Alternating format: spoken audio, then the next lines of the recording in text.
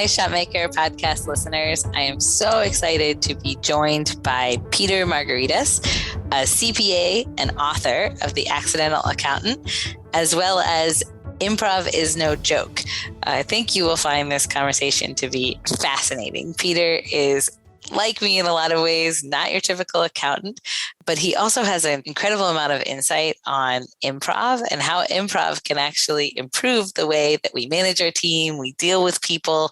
And during this crazy time where people are stressed and all of the things that we can't control in the world, it's really interesting to listen to how something like improv can actually improve the way that we deal with our customers on a daily basis, as well as the way that we think about accounting. So I think you'll find he has great insights into his knowledge of accounting blended with this study of human nature and so many great takeaways. So thank you to Peter for joining us today, and I hope you enjoy the episode. So Peter, thank you so much for joining us today. Oh, thank you. And if I could get a golf tip, that would be great because I was terrible over the weekend. So I'll just leave it at that. No. Yes. But what's interesting is I was reading your bio, and I'd love to go in a little bit, is you're very involved in improv, which although, sports, it's very similar where you're thinking on your feet, you're in front of people. So tell us a little bit about how improv has been a part of your life. I stumbled into improv back in the mid 80s. I was actually doing stand-up comedy in Cleveland. Wasn't that good because, I'll just leave it at that.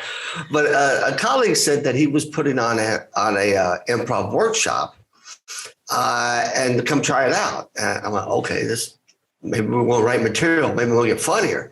And I go to this workshop and I'm going, has everybody been drinking or what the heck? I mean, they were playing these goofy improv games and stuff. And I'm going, I don't get it. And when we were done, I was about to say, well, thank you. I won't ever come back again. And the instructor, just before I made a comment to him, he goes, okay, everybody, next week, your homework is to study the 70s. And if you lived in the 70s, you might want to study it because you probably don't remember it. I said, oh, I missed out on the homework. Okay, I'll give it another shot. And I actually did the homework. I went out and studied the 70s, movies, music, world events. And when we get to the workshop, those of us who did the homework, we were funny. Those who didn't weren't. And that was one of my aha moments. It's like, wait a minute, okay, I came here to get funnier, and those who can improvise can be funny. But this is about using our knowledge, our education, our background, our experiences, and putting it in a place. It just happened to be funny at the time. But I said, there's more to this than just being funny. This is kind of could be a leadership kind of principle. And I fell in love at that point. I continue to stay in love with the world of improv because it has opened so many avenues. I have failed so many times, but I've learned from it. And I wouldn't be doing what I'm doing today if I hadn't discovered improv back in the 80s. It's amazing because on paper, people wouldn't see a similarity between being a CPA and being, interested in improv. But it is interesting how you draw that connection. So how has that served, or, your work as an accountant, CPA? Well, actually, someone told me, I was having this interesting conversation the other day with someone about being a CPA, and they go, you know what, Pete, we're all improvisers. Because every 4 years we get a new administration, and they're always want to pass new laws and regulations. Then you got FASB over here and GASB over here. And then we get the federal government who gets involved with us, all the tax. We're constantly ebbing and flowing. We're constantly adapting to new things. We're constantly doing all of that. And the greatest improvisers in the world are CPAs because they're always doing something next to golfers. I think golfers do more. And I'm not just trying to suck up to the host. However, when you play golf, you're always nothing ever goes right all the time. Yeah. We're always improvising. But then again, we're all human beings. If we have a script, it rarely comes true every single day. So we're really all improvising. And my goal is to get people to recognize that we all are improvisers. Just use it strategically in your business. Lean into that fear of the unknown. Don't say no. Don't say but. Say yes and listen to conversations. One of the key superpowers in the world of improv is the ability to listen to understand versus listening to respond. We live in a listen to respond world where you will say just enough before I'm ready to respond. Or I will say something, you will say something, and I'll have an idea and I will interrupt you. And not let you finish your complete thought. All the while, I have an ego, I have an agenda, I have conscious and unconscious biases, I've got distractions that are causing me to do that. Improvisers listen with their whole being. Improvisers, we can tune out the distractions, we can park agendas, we can park egos, and try to listen to the person to find out what's the real issue at hand and what's the real idea at hand. And instead of shooting them down or shutting them down, we'll ask questions to learn more. The final answer might be a no, but it's a no that has been explored and examined. Not no, it's not in the budget. I'm sorry, Andy, we can't do this. Right. That's such a good point. I mean, that really is an aha moment. So how do you, I guess, go about advising clients or people who are thought leaders to, kind of bring some of this into their organization? So we deal a lot with restaurants, and, I think it's the hardest thing of running a restaurant is building a team, but yet, you have a time restraint. You might not have time to go to an improv class. I mean, do you, kind of advise people to do improv in their organizations? Absolutely. Actually, I spoke at a restaurant conference a couple of weeks ago, and I'm Greek American, so I know what restaurants are about. I grew up in them since I was 12 years old. So I understood the audience and connected with them. And part of the improv world is, it's an extrapolation of this. I ask audiences, what business are you in? And I get all these different answers. I go, no, those are byproducts. We're in the people business first and foremost. Without people, we have no business, right? Yeah, and they'll go right, but they're not. It doesn't really still connect with them. Improv is about empathy, trying to understand what that person feels like in their shoes, not putting yourself in their shoes because you can't. It's trying to understand that person in their shoes, and I think that's the biggest aspect of improv. It's about people. It's about collaboration. It's about the ability to empathize, sympathize, be human, allow mistakes, be supportive, be collaborative, but not be a pushover. And some people think, well, if you're an improviser, you're a pushover. Absolutely not. It's collaborative. It's about caring. It's never about the leader. It's about the team. Yes. And I did a workshop off of my second book, Taking the Numb Out of Numbers, to a CPA group last week in Nashville. I haven't done this before, but I started the session off with a listening exercise and basically talking about we are information gatherers in this profession. We should listen more than we speak.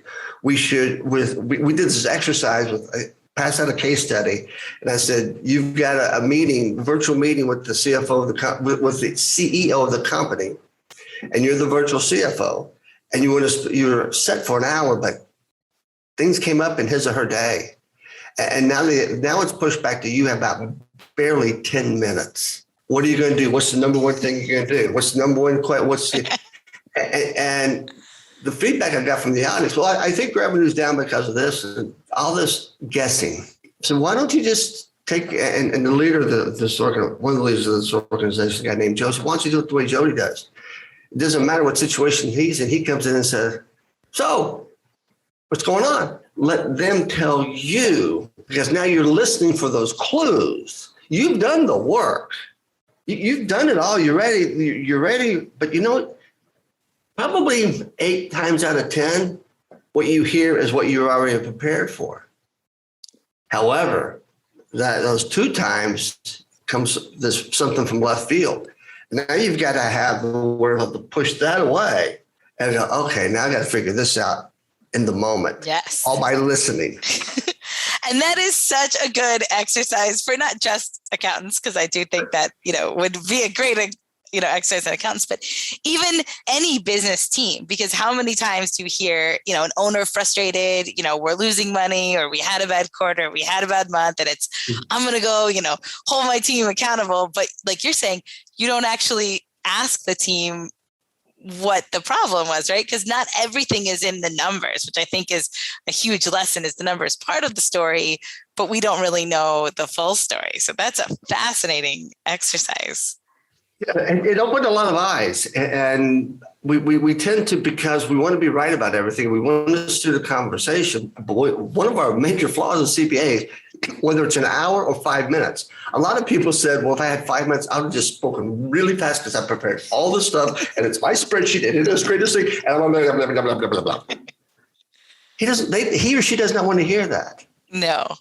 They actually, we need to hear them before, so what's new?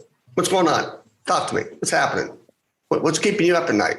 And let them feed you the information. Now you know which direction to go into. But we like to speak first and then listen second. Yes. No, that's so good. I mean, I think one of the other things that, you and I share is the idea of accounting is a learned skill, that really anybody should be able to understand accounting, find a way to make it work. So speak a little bit to that. I think that's such an important message to business owners who maybe didn't have an accounting background before getting started. Or maybe had that one accounting class and said, never again. Holy crap. What are you guys selling here? Like, little landmines or something. And you speak that weird language. I don't know. A debit is different in your world versus when I go to the bank.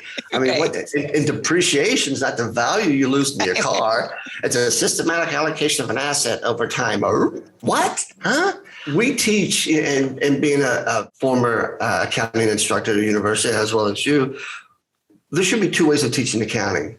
And the intro to accounting should be taught as a way that not so to try to get the audience to become CPAs or accountants, or two, to pass any type of an exam. It should be spoken in a way that's simplistic.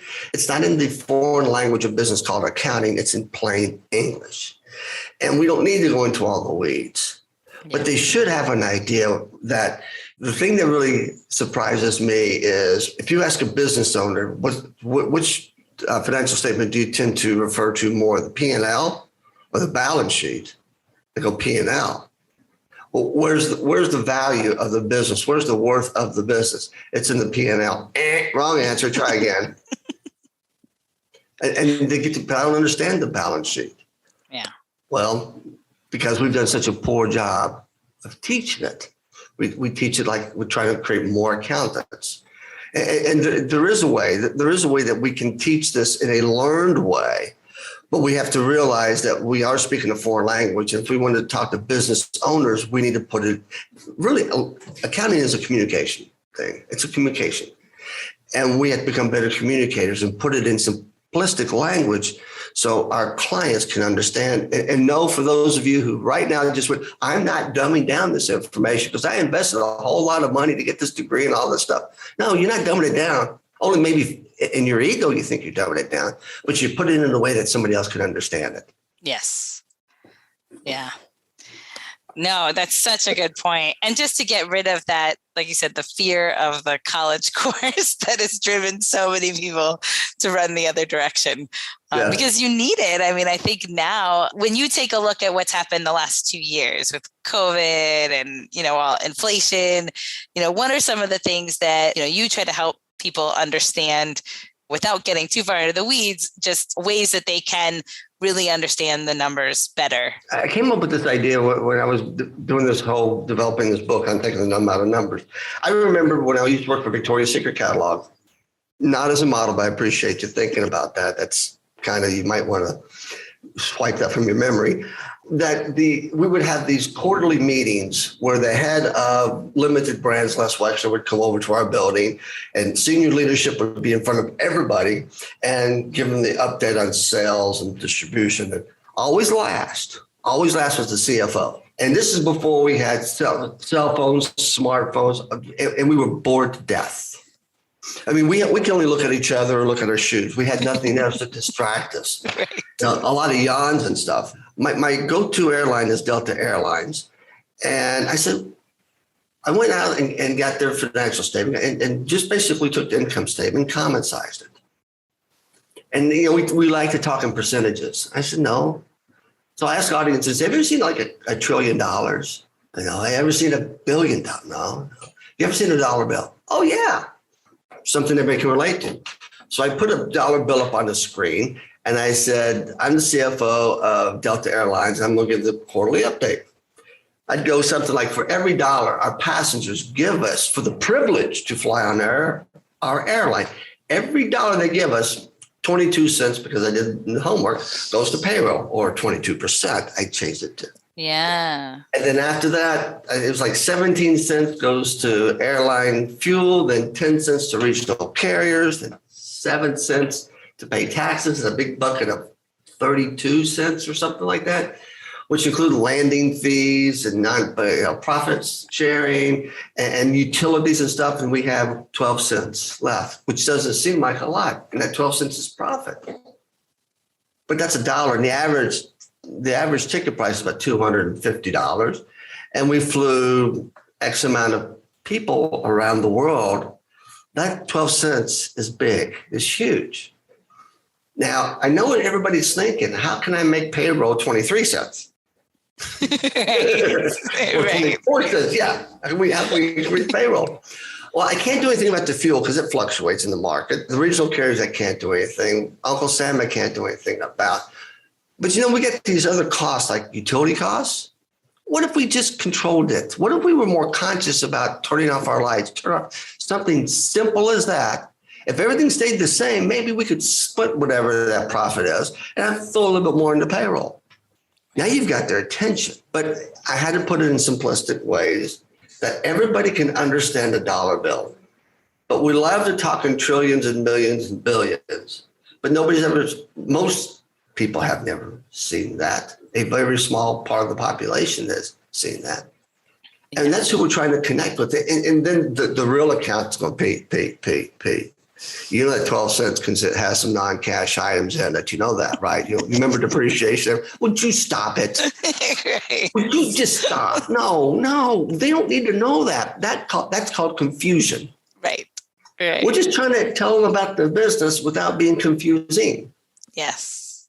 And taking all the confusion and the distractions out and just put it in simplistic language for them. Yeah. And that is such a great exercise, because I think what's hard now, right, what we see a lot, especially in restaurants and anywhere there's inflation, any industry there's inflation, is the hardest thing to see right now is if your pricing is off. Oh, yeah. Because you can't find that on the P&L, right? Because your P&L is not going to show you what your price should be. It's just going to show you what it is. So if it's not working out, but I love that idea of just doing it the common size. You're starting with $1 and just doing your percents, because you'd probably find it there. Right. You'll find something in there will go, why are we off here? And everybody should be going through their pricing through inflation. I mean, it's costing us all a lot more to do. And this is called a business. In order to have a business, we have to be able to offset some of those rising prices, even though we don't want to. Yeah. But if we don't, then we could go out of business. Right. Because cash is king. Cash is the lifeblood of every organization. Without cash, you have no business. Right. Right. And that's the hardest part, I think, with especially hospitality, because you want people to be happy. And when your chicken wings are $29 on your menu, they're not happy, Right. Yeah. And it's hard to, because even though the consumer is feeling the pinch, especially at the pump, when they go to the grocery store, go, oh my God, everything is up higher, but my restaurant's going to keep the prices the same. Right. That's kind of flawed thinking, because they're paying higher prices too. Right. Yeah. And there's no hedge on, I guess there's a hedge on cattle and beef and everything else. But, I think if we all had a better understanding of the numbers, how business works, that we can empathize with the restaurant owners. I think we did a decent job of empathizing with them during the pandemic, because I think a lot of us wanted to eat out maybe even more than we've ever had been, or at least take out more than we've ever had been, because we wanted to support. I know that I did. I mean, like I said, I've got restaurant in my blood. I just felt for them all, because I know the pain that they were all going through. It's like, oh my God. And some survived, and some didn't, and hopefully they come back in some way, shape, or form now that things have loosened up. But only to come out of a 2-year pandemic right into inflation. Right. Which is where, I think the ones that have survived have learned the importance of the numbers. Yeah. And now I feel like it's just pressing on, that this is a priority, because like you said, it's not like it's back to normal. It's like, oh, by the way, your core cost just went up 10%. So right. There you go. Yeah, my son and I took a wife out for a birthday last week.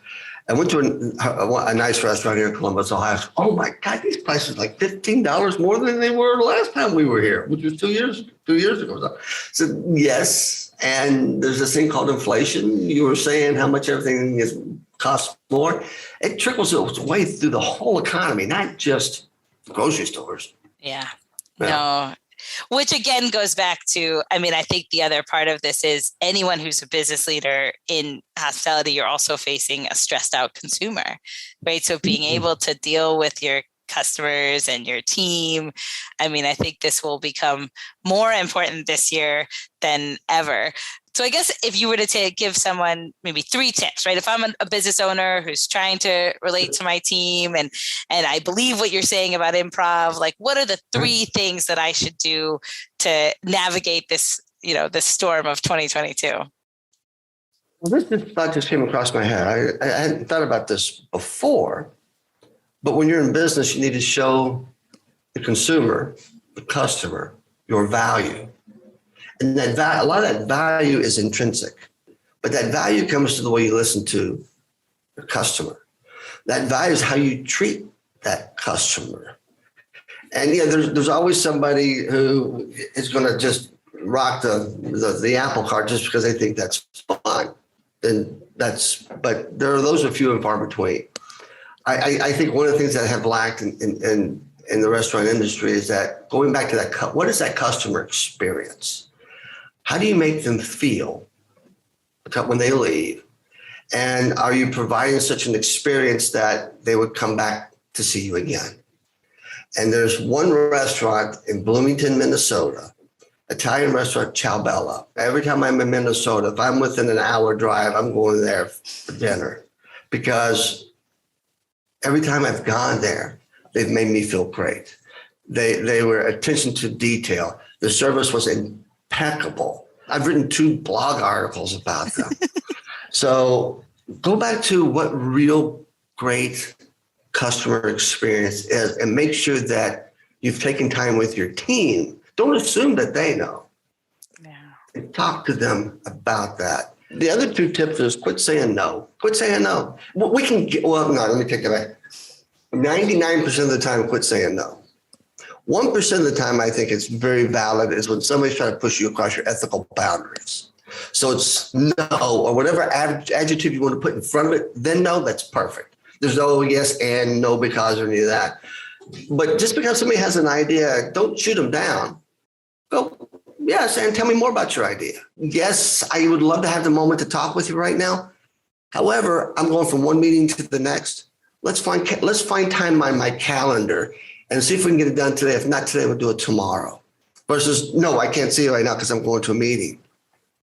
When we tell people no, we just set them aside and we don't make them feel well. Or when we interrupt people, I ask a group of people, do you like being interrupted? Everybody goes, no. So, okay, how many in this room are interrupters? These hands go, think about it. They go, we never put 2 and 2 together. And I guess the last one is, remember, this is not about you, the owner. This is about the team. And when the team fails, they don't fail. You failed. You failed the team. When the team wins, you didn't win. The team wins.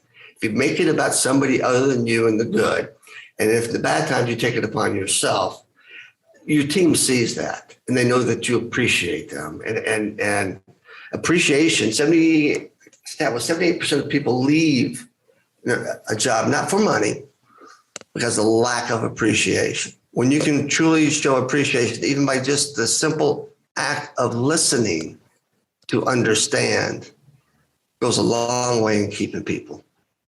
I've got a buddy of mine just texted me. He says, God, you got to help me get out of this. I'm like, get out of what?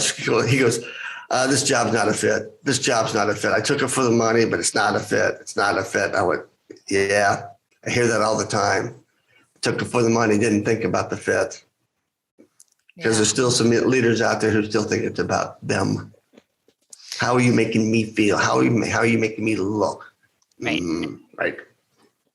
Yeah. Yeah. No, but those are great lessons. That's fantastic.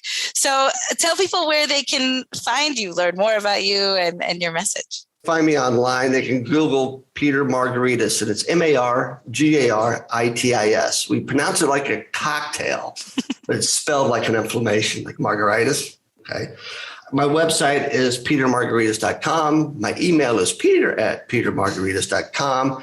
I highly suggest to everyone who's listening to this podcast is go find an improv workshop. It's worth the investment. It's usually 6 or 7 classes. Go. Yes, you might be the oldest, you might be the youngest, or there's this fear about it, but lean into the fear. That's where the excitement happens. Oh, that's great. Thank you so much for taking the time today. We really appreciate it. Oh, this was a blast. Thank you for inviting me. Thank you.